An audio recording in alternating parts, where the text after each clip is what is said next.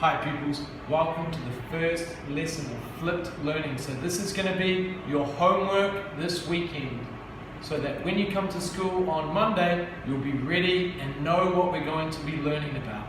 And this week in maths, we're going to be learning about line graphs and how to read and interpret them.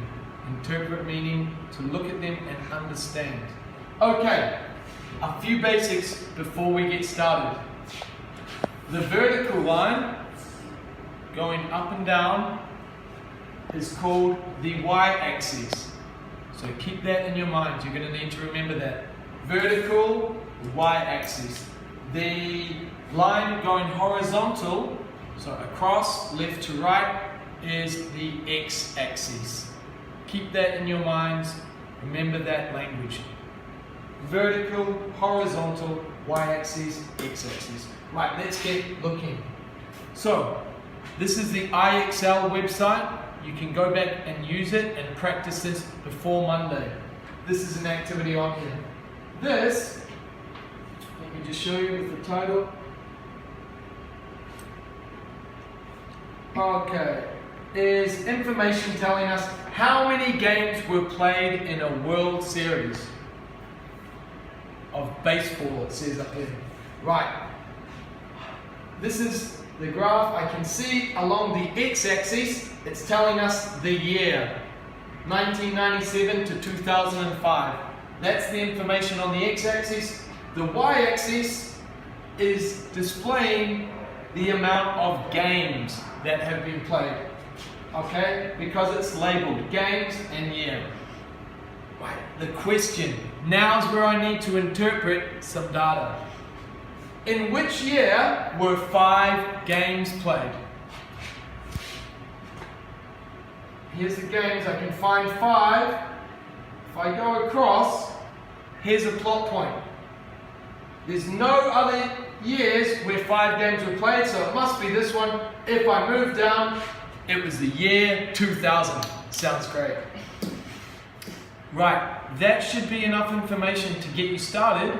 I want you to try the IXL activity that's in the link down the bottom in the information area. Right guys, welcome back. Hope you're still listening and tuning in. Write a comment or a question about the first bit of information in the comments box if you want to find out more. Right, let's have a look. On day 2 this week, we're going to be finding out about straight line graphs. Now this is when we get given information which is going to continue on in the same way, which means the line on the graph will continue in a straight line. Let me show you. For example, a second class stamp costs 50p. We've been given the start of this table. We can see 1 stamp costs 50p, 2 stamps cost 100p, 3 stamps, might have to ask Miss Charlotte.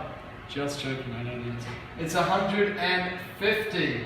So I can put that in there, 150. Of course, 4 stamps would be 200, 5 stamps, 250, 6 stamps, 300. Now that we have our table filled in, we can quite easily put our information in the line graph.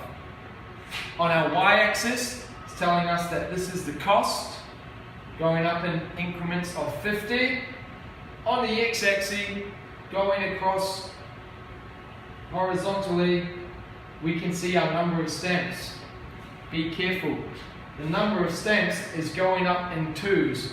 We want to plot our graph going up in 1s. So, I can see the 0 starting in the bottom left corner here. My 1 stamp costs 50p, so that needs to come about halfway there, and there I can plot my first mark. 2 stamps, referring to my table, costs 100. So I can mark it here with 2 stamps, meaning at 100p the cost. And if I start to draw a line, because it's a straight line graph and the data is going up in the same number of jumps, it's going to continue just in that straight line. So I now know 3 is going to be 150, 4 is 200, 5 is 250, and 6 is 300. And you'll use a ruler for this, but I don't need to, I'm on the board. I can see this going up in a straight line. Right, thanks for tuning in. Okay, right.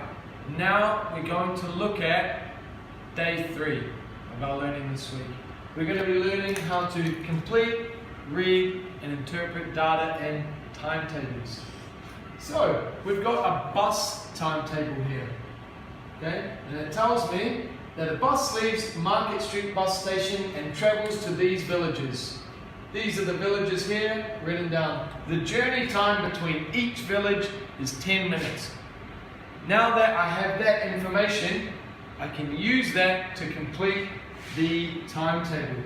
Now I can see it leaves Market Street at 10:15 a.m, arrives at Northford 10:25, Easton 10:35, Southam, you got it at 10:45, just 10 minutes added each time to Westbury at 10:55. Okay? Now, I've been given the information that it arrives in this column in Easton at 10:55. I have to work out when it arrives or leaves Northford, which is going to be 10 minutes before 10:55, which of course is 10:45, 10:35. When does it going to arrive at Southam? 10:55, 5 minutes more. 10:65? No, of course not. 11:05, right. Okay, and then 11:15, and our last stop, Westbury. You'll be able to fill this in yourselves. Have a look at it, see if you can try. Right, now I can look, now that I've filled this in, I can look and use that information to answer questions. How long is the journey from Market Street bus station to the bus stop in Westerby? Here's Market Street, here's Westerby. So it's really simple. All I need to do is I know that it goes 10 minutes between each village. So 10, 20, 30, 40. 40 minutes. I can check that. I can see that it leaves Market Street at 10:15 and arrives at 10:55. That's 40 minutes.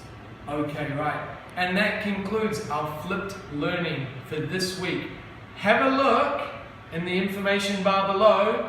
There'll be some activities for you to practice so you're ready for the learning this week, so we can get really in-depth and on to challenge 3s. And also leave a comment if you have any questions or something that you'd like to find out more about or you're unsure of, and I will come online and answer them for you.